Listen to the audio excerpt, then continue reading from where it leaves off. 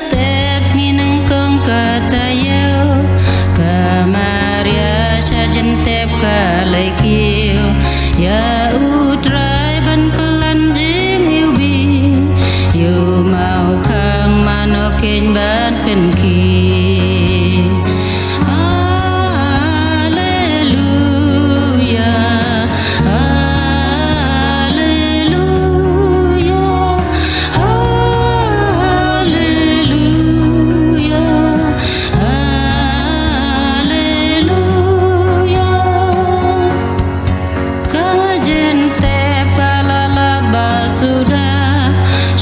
Petrus kamare ban penbena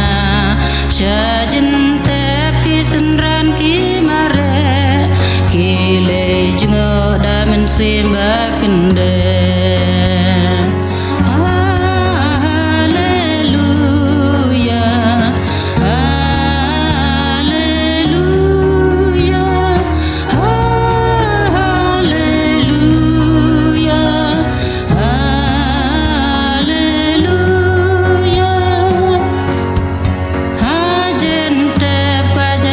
Kilala bashi sin yo Jesu kalata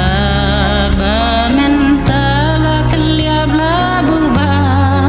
bajin tia katalika sudah